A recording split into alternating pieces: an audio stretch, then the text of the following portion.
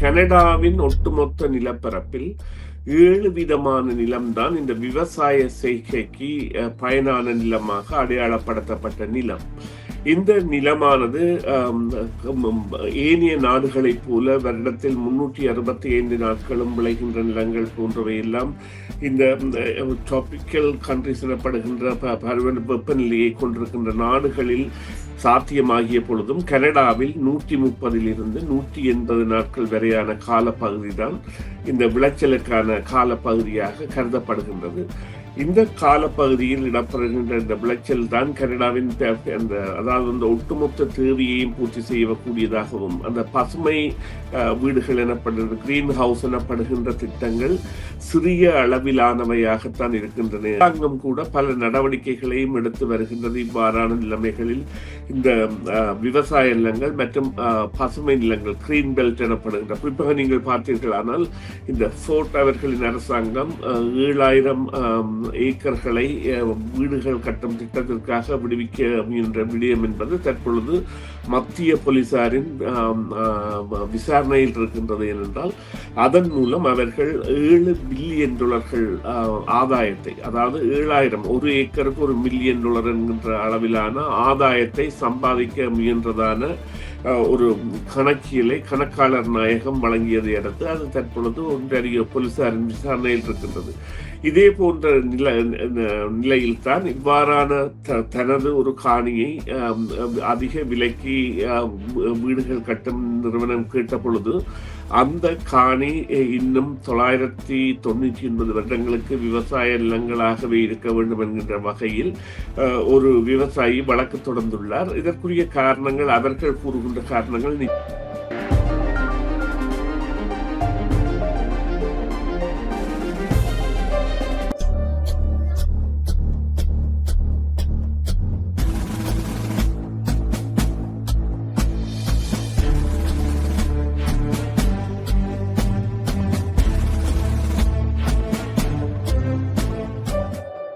வணக்கம் சுரேஷ். வணக்கம். வணக்கம் தர்மா. வணக்கம் நேர்களே. நேற்று ஒரு அறிக்கையின்படி இந்த கனடாவில் விவசாய நிலங்களின் பரப்பளவு வேகமாக குறைவடைந்து வருவதாகவும் இதனால் ஒரு எதிர்காலத்தில் இந்த உணவு உற்பத்தி விவசாயிகளின் நிலைமை கவலைக்குரிய ஒரு விடயமாக மாறப்போவதாகவும் அந்த அறிக்கையில் தெரிவிக்கப்பட்டு இருக்கின்றது. இது இந்த விவசாய நிலங்களின் அந்த இழப்பானது 5 மில்லியன் ஹெக்டேருக்கும் அதிகமாக என்று சொல்லப்பட்டிருக்கிறது. இது குறிப்பாக இது நோவஸ்கோச்சியா மாகாணத்தின் பரப்பளவுக்கு சமம் என்றும் சொல்லப்பட்டிருக்கிறது. அதே போல் டொரண்டோவை பொறுத்தவரையில், ஒன்றாரியோ மாகாணத்தை பொறுத்தவரையில் பல விவசாய நிலங்கள் வேறு திட்டங்களுக்காக பயன்படுத்தப்பட்டு வருவதாலும் இந்த விவசாய நிலங்களின் எண்ணிக்கை குறைவடைந்துவதால் விவசாயிகள் அதிகம் கவலை தெரிவிப்பதாகவும் ஒரு அறிக்கையில் தெரிவிக்கப்பட்டிருக்கிறது. இந்த கனடாவில் இந்த நகர்ப்புற வளர்ச்சி, உணவு பாதுகாப்பு ஆகிய இரண்டுக்கும் இடையிலான சரியான சமநிலையை எப்படி உருவாக்க முடியும்? இந்த விவசாய நிலங்கள் குறைவடைந்து போகின்ற பொழுது இந்த சமநிலையை எவ்வாறு பேண முடியும் என்று நீங்கள் நினைக்கின்றீர்கள்? நிச்சயமாக இங்கே உள்ள உண்மை என்னவென்று சொன்னால் கனடாவின் ஒட்டுமொத்த நிலப்பரப்பில் 7 விதமான நிலம்தான் இந்த விவசாய செய்கைக்கு பயனான நிலமாக அடையாளப்படுத்தப்பட்ட நிலம்.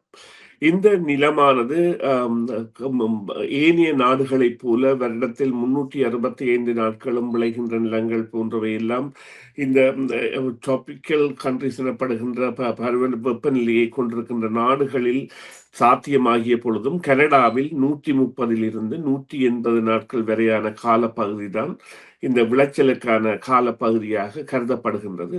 இந்த காலப்பகுதியில் இடம்பெறுகின்ற இந்த விளைச்சல் தான் கனடாவின் அதாவது அந்த ஒட்டுமொத்த தேவையையும் பூர்த்தி செய்யக்கூடியதாகவும் அந்த பசுமை வீடுகள் எனப்படுகிற கிரீன் ஹவுஸ் எனப்படுகின்ற திட்டங்கள் சிறிய அளவிலானவையாகத்தான் இருக்கின்றன. எனவே இங்கே உள்ள உண்மை என்னவென்று சொன்னால் கனடாவின் இவ்வாறான நிலங்கள் எங்கே இருக்கின்றனவோ அங்கே அந்த நிலங்கள் பாதுகாக்கப்பட வேண்டும் என்கின்ற தன்மை இருக்கின்றது.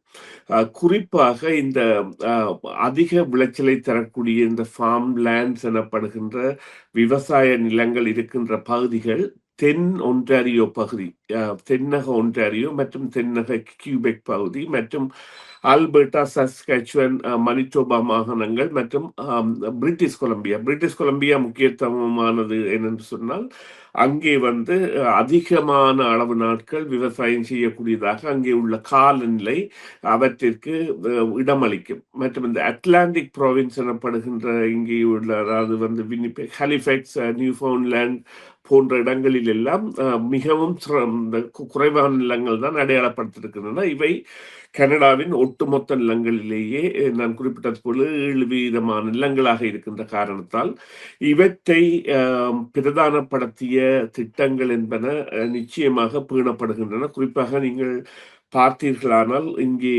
ஒன்டாரியோவில் கூட நாங்கள் டொரண்டோ பெரும்பாகத்தை எடுத்தால் 1990களுக்கு முன்பான பகுதிகள் எல்லாம் ஃபின்ச் அவென்யூவுக்கு மேற்பட்ட இடங்கள் விவசாய நிலங்களாக இருந்து அவை தற்பொழுது பல மைல்கள் பின்னோக்கி நகர்த்தப்பட்டிருக்கின்றன.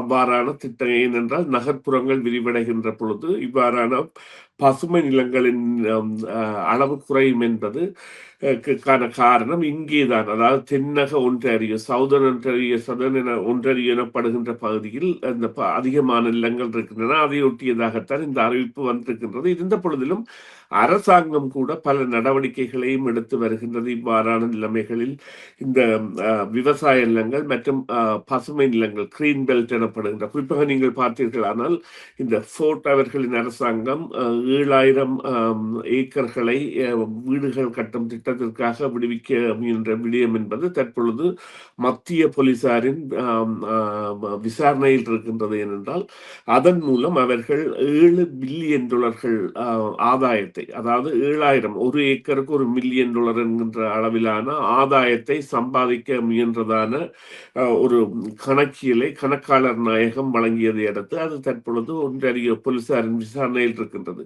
இதே போன்ற நிலையில் தான் இவ்வாறான தனது ஒரு காணியை அதிக விலைக்கு வீடுகள் கட்டும் நிறுவனம் கேட்ட பொழுது அந்த காணி இன்னும் 999 வருடங்களுக்கு விவசாய நிலங்களாகவே இருக்க வேண்டும் என்கின்ற வகையில் ஒரு விவசாயி வழக்கு தொடர்ந்துள்ளார். இதற்குரிய காரணங்கள், அவர்கள் கூறுகின்ற காரணங்கள் நிச்சயமாக இளம் விவசாயிகளின் தொகை குறைந்து வருகின்றது. இளம் விவசாயிகளின் தொகை குறையும் பொழுது விவசாயம் என்பதன் வளர்ச்சி கூட குறையும். அப்பொழுது கனடா என்பது தனது உணவு தேவைக்காக ஏனைய நாடுகளை நம்பி இருக்க வேண்டிய நிலையில் வரக்கூடிய ஒரு சாத்தியக்குறை பலமாக கொண்டிருக்கின்றது. இதில் முக்கியமாக பார்க்கப்பட வேண்டிய விடயம், நாங்கள் ஒப்பீட்டளவில் பார்த்தால் அமெரிக்காவை பொறுத்தவரையில் 18 வீதமான நிலம் இவ்வாறு விவசாய சேவை, அமெரிக்காவின் ஒட்டுமொத்த தொகையில் 18 வீதமான தொகை என்பது அவர்களுக்கு விவசாயம் செய்யக்கூடியதாக இருக்கின்றது.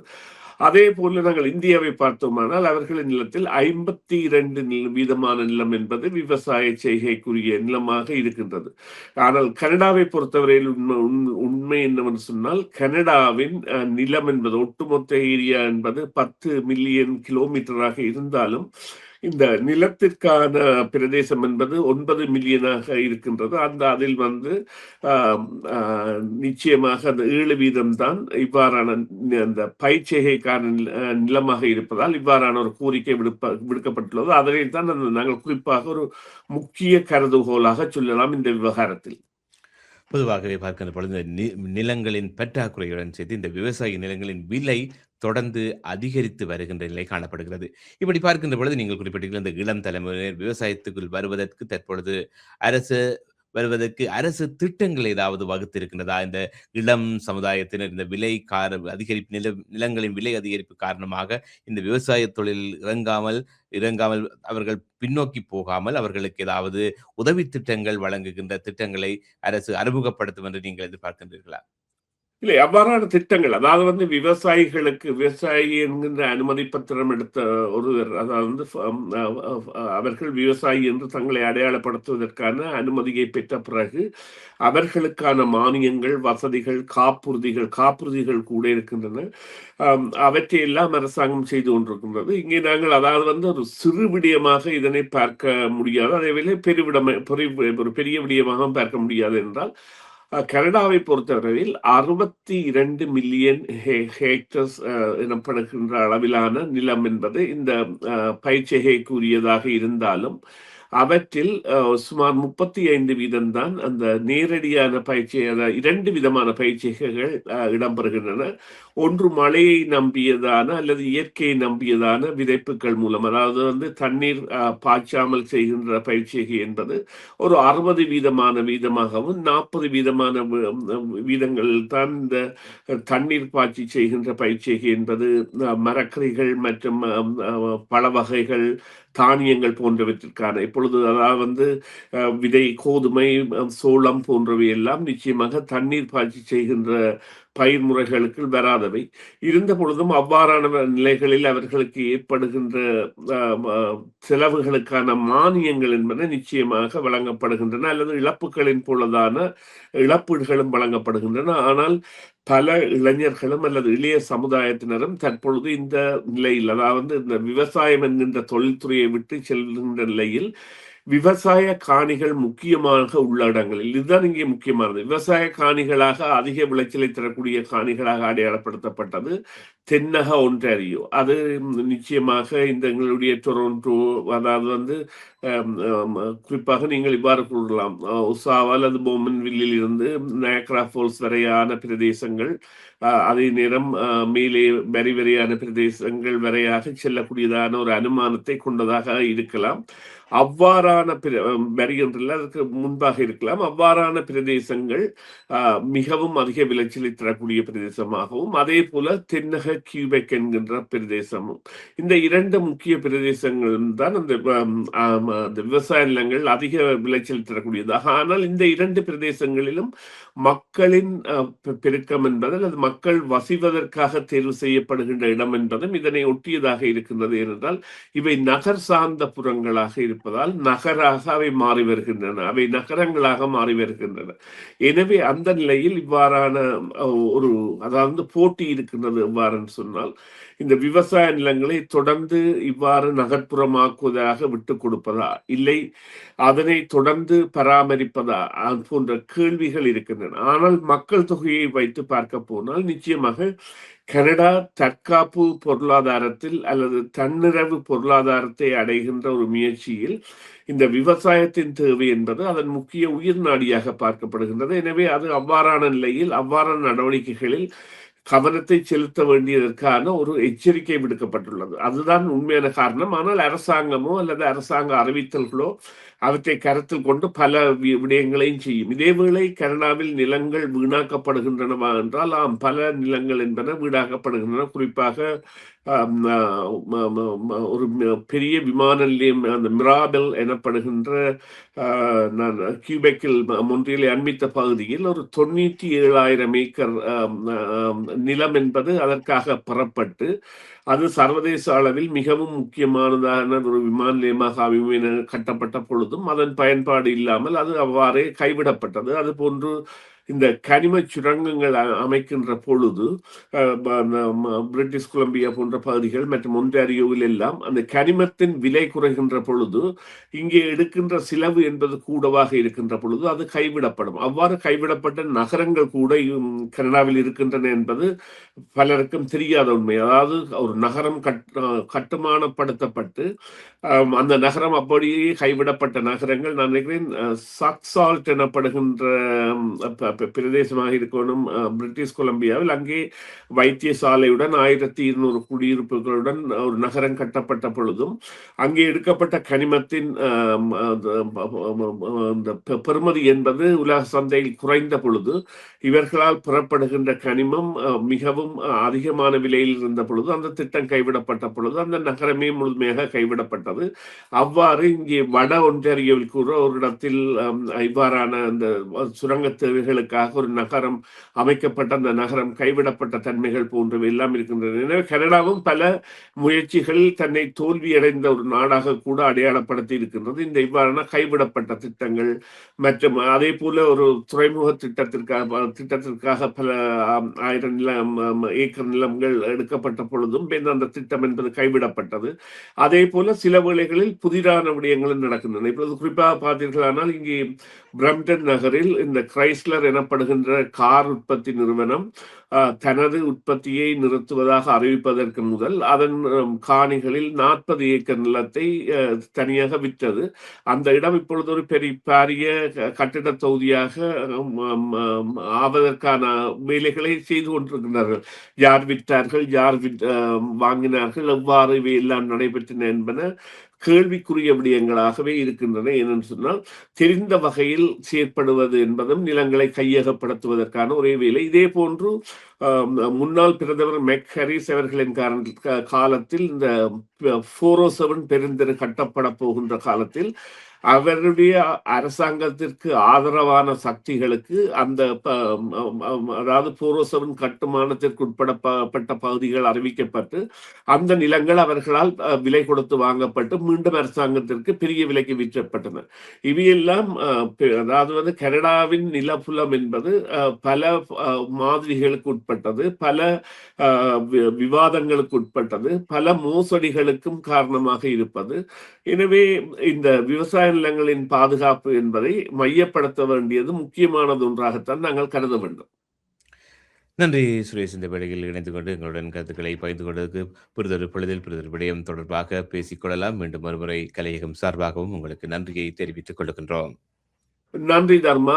நன்றி நேயர்களே. மீண்டும் ஒரு பொழுதில் சந்திப்போம். சிஎம்ஆர் யூடியூப் சேனலில் இணைந்திருக்கும் நேர்கள் அனைவருக்கும் எமது நன்றி.